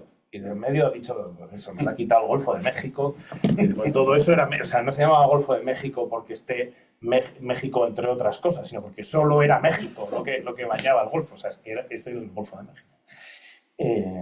Yo tengo una foto con Trump con una camiseta que dice precisamente Viva México. En un mitin, lo digo para que he hecho señales públicas y de desacuerdo con Trump en su primera campaña. Pero claro, dices, ¿estás dispuesto a ser... o sea, solo vas a hacer cosas cuando sea la Madre Teresa de Calcuta la que lo haga? Y entonces ya sí, ¿no? Este es mi candidato, esta es mi estrategia política, esta va a ser lo que yo voy a hacer. No es la exigencia moral, que a veces se traduce, como hemos visto, en sobreexigencia respecto de las estrategias, una especie de palo en la rueda de la capacidad de los cristianos para transformar la sociedad, porque no estamos dispuestos a correr el riesgo moral de equivocarnos y de hacer daño cuando no tocaba, que es lo que le pasa a cualquiera que educa hijos, que manda en una organización, etc., ¿no? Es que cuando encima es ya en el ámbito político, pues efectivamente ya estás hablando de la vida de la gente en sentido muy literal, ¿no? Y yo creo en eso, bueno, en fin, me autocito, pero tengo un artículo que está publicado en el debate también, pero en el de nuevo, que se llama Atreverse a mandar, o sea, que parte del... que hay una timidez que yo comparto, o sea, temperamentalmente y por formación, pero hay una timidez para correr el riesgo de mandar por una mezcla de argumentos liberales de que el poder es un mal necesario o un mal menor o lo que sea, y una especie de interpretación del cristianismo como que el poder es algo que no, el poder no es autoridad, no, el poder es servicio, no, coño, el poder es poder. Lo que pasa es que tiene que ser usado en servicio y tiene que ser usado sin acabar con las autoridades que te critican y que te someten a control, pero el poder es poder. Y el poder es elegir el tipo del IRPF y en los años de cárcel al que comete este crimen y el número de gente que va a la guerra y el dinero que se invierte en esto en vez de invertirlo en esto otro, y si haces las obras que tienes que hacer para que no haya una dana y luego la hay y no las hiciste y pues tienes la responsabilidad de no haberlo hecho, ¿no? Pero claro, sí. Digamos, creo que a veces nos pasa esto que decías tú del egotismo de Unamuno, y aquí voy a hacer una referencia a uno de los presentes que no mencionan el nombre, pero él sabe a quién me refiero, y él lo hace de broma, obviamente, que es que estamos permanentemente pensando en nuestro proceso de canonización.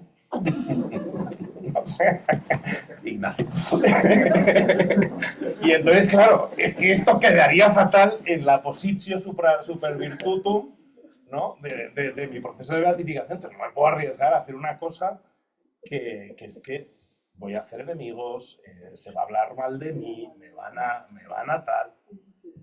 Y evidentemente hay que ser prudente y creo que la búsqueda del conflicto por el conflicto lleva al abrasamiento inmediato, porque es todo un mundo tan complicado y es bueno ser sutiles, etc. Y además casi siempre el que manda, en realidad lo que está mandando de verdad no es en lo que dice que está mandando, sino en otra cosa que está haciendo bajo mesa, porque forma parte de esto de los arcana imperi, esto que decía tanto el Carl Smith, ¿no? Y supongo que los que mandáis, ¿no? O sea, lo importante no es lo que yo he dicho en el discurso que vamos a hacer, lo importante lo hice ayer en una comida donde quedamos de acuerdo y resolvimos este problema, que era el que iba a explotar y nadie se ha enterado de un problema que me ha explotado gracias a que yo he mandado y he usado mi poder discrecional para resolver un problema. Y no salían los presupuestos y a lo mejor sale con otro nombre, pero está resuelto. Total, que no nos atrevemos a mandar. Y parte de ese no atreverse a mandar, claro, es el no atreverse hay una especie de buena educación a la que tiende el corazón cristiano, ¿no? Como decía Higinio, que se puede convertir en un corsé que te impide discrepar. No, es que estás crispando, no, la famosa crispación, es que usted está crispando. Dice, no, estoy diciéndome, para empezar estoy diciendo mi opinión, ni siquiera la estoy imponiendo, pero es que a veces hay que, no, nosotros no imponemos, no, hay cosas que imponemos imponemos penas de cárcel a quienes cometen homicidio, imponemos cosas, y hay culturas donde eso no se hacía, al revés, lo que se hacía era matar gente, o sea que no es obvio, no, eso no es imponer, sí, eso es imponer, lo que pasa es que está socialmente aceptado. Pero, bueno, esto, la mayor parte de las cosas no las propone, pero hay cosas que uno tiene que imponer, ¿no? En su casa, en su esto. Y creo que eso no es ir contra el paradigma de la libertad, pero tampoco es fácil de, ¿no?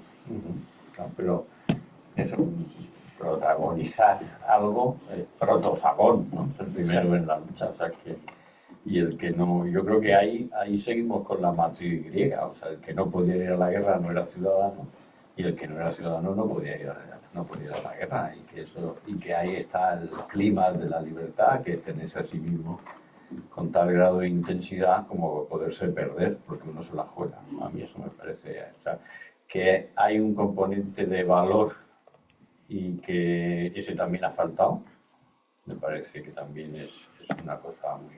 Pero a mí me parece que detrás de esto, junto con el componente de valor que falta, que hay que suponerlo, que somos seres humanos, pero me parece que eso es como lo normal en cualquier cosa, pero lo interesante es cuando se debe a ideas que, digamos, desarticulan la capacidad de hacer eso con segura conciencia.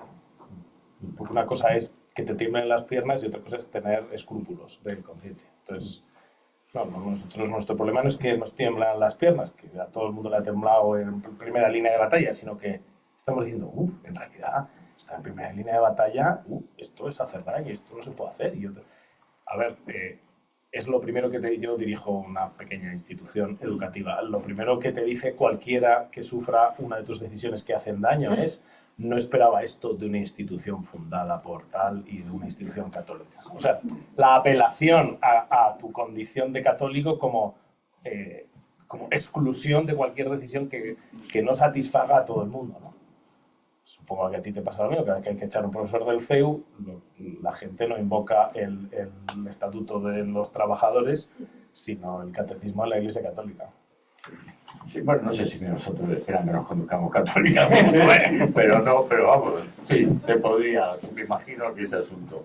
Bueno, las universidades son muy grandes y en fin, no es lo mismo que un colegio mayor y las cosas. Un asunto que me preocupa un poquito, porque yo creo que los intelectuales están más fácil, son más proclives a perderse, más que por la vanidad, por la vanidad de que, en fin, que ese deseo que es natural, pues, al mismo tiempo hay que curarlo, hay que disciplinarlo, aunque no se llegue a sofocar. A mí me parece que hay otro riesgo más contemporáneo y peor, que es el del experto.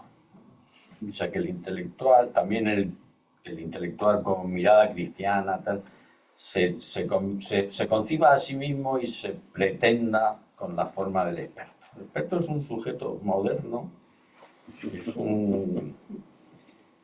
es un linaje nuevo a exterminar, porque tiene que ver con la historia de la sustitución que la modernidad hace de la experiencia por el experimento en las ciencias experimentales, que es el experimento es la cancelación de la experiencia como modo de saber, como fuente de saber y también como fuente de autoridad, que tiene un gemelo tardío en las ciencias sociales y en las ciencias humanas, que es el experto, ¿no? Que además, por desgracia, se ha infiltrado también en los ámbitos católicos, académicos, también los católicos, con la figura de las acreditaciones de la agencia, los currículums, las publicaciones y todo eso. Ahora, el experto es un sujeto que sabe que él, sí, que sabe casi todo de casi nada. O sea, es una cosa muy minúscula. Pero además cree saberlo todo de casi todo, porque ese casi nada le parece que es casi todo. Le parece que el que sabe eso lo sabe todo, porque él ha encontrado el secreto de la...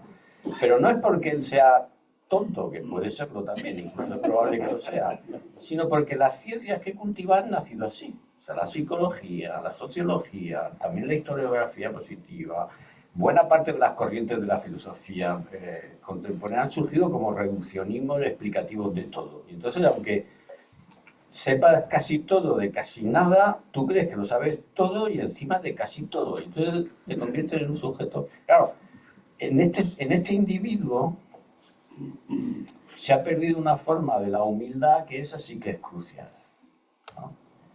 Que es la que ya señaló Sócrates y la que además yo creo que atraviesa la teoría del conocimiento de la tradición filosófica más clásica, y es que todo conocimiento se sabe a sí mismo parcial, inconsistente, casi insuficiente.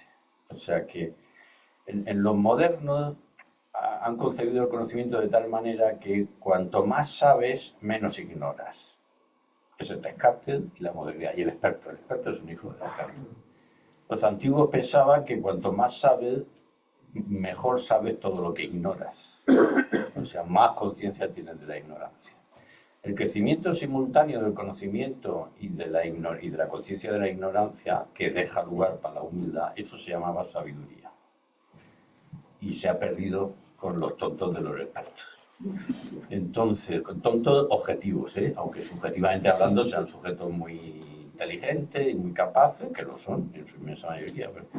Entonces, claro, que un intelectual cristiano se convierta o se tenga a sí mismo por el experto de la traducción del sentido cristiano a los problemas civiles, y además que eso es experto porque es brillante, porque lo sabe casi todo, ahí hay una humildad que no es esta que es que sojuzga lo laical, o sea, lo laico. Ahí hay una humildad que es basal, o sea, ahí hay una falta de humildad que es casi epistemológica, y que a mí me parece que es muy frecuente en los intelectuales, porque en los intelectuales de tercer grado, no en los basales ni en esos que tienen cierta notoriedad, sino en los que ya quieren hacer profesión pública de la participación pública sobre asuntos públicos. En eso me parece que ese problema, porque me parece que más crucial y más decisivo que eso, o sea, la autorización para el intelectual, a mi juicio, debería de ser participar también del ejercicio de la conservación y de la actualización del legado que cada tradición. No estoy diciendo con eso que la autorización para ser un intelectual es el ejercicio de un oficio académico. Estoy diciendo una cosa más elemental: el estudio. El estudio. Un intelectual que no dedique mucho tiempo a estudiar no es fiable. Ni para sí mismo, porque su suerte va a acabar en la del experto, ni para los demás, me parece. Y eso es complicado en el mundo contemporáneo, porque como sea un sujeto demandado por los medios, o para conferencias que luego cuelgan en YouTube o cosas así, el corazón y la cabeza funcionan a un ritmo que no es el de la actualidad. Y es normal que un intelectual honrado haya muchas cosas sobre las que no tiene ni la más remota idea. Y eso rompe el embrujo, ¿sí? En un sujeto, y además tiene que ser ocurrente y tiene que ser tal. Y entonces es un régimen muy severo y muy exigente cuando eso se llega a ese intelectual de tercer grado, por así decirlo, me parece. Quería avisar sobre los riesgos, para que no parezca. ¿Es súper tarde? Sí. ¿Es súper tarde? Pues entonces lo dejamos ahí, ¿no? Que no sabemos dónde es exactamente. Exactamente, eso ya es cuestión de ellos, entonces no dijimos, o sea. Pues nada, muchísimas gracias a los dos y muchísimas gracias a todos. Y sí, el libro está fuera para comprar y a lo mejor dan 2 minutos, si alguien lo tiene ya en la mano, a que se lo firmen. Sí, claro. Y ya está, ¿no? Muchísimas gracias a todos.